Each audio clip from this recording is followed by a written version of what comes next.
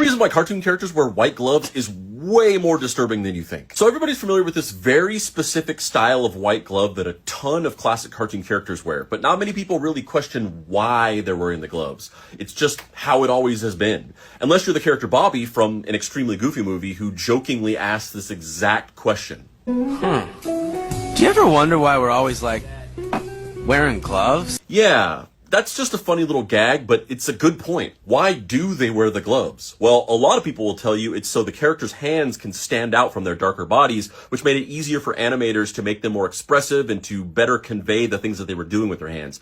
And while that's technically true, it's only half of the story, and it leaves out a very important and very disturbing detail. Cartoon characters wear white gloves so that their hands stand out against their black bodies because blackface minstrel actors from the 1920s and 30s wore white gloves so that their hands would stand out against the black paint on their faces. Because many early cartoon characters like Mickey Mouse, Felix the Cat, Bimbo the Dog, and Bosco were blackface minstrel characters. That's right, Mickey Mouse was originally intended to be a parody or an homage to vaudeville blackface actors. You see, in the early days of cartoon animation, before TV existed or they were even being regularly played in movie theaters, animators like Winsor McCay, creator of Little Nemo, would take their cartoons on tour with vaudeville shows and literally project them on stage on a screen. They would even sometimes interact with their animations. And the most popular part of these vaudeville touring shows was the blackface minstrel act.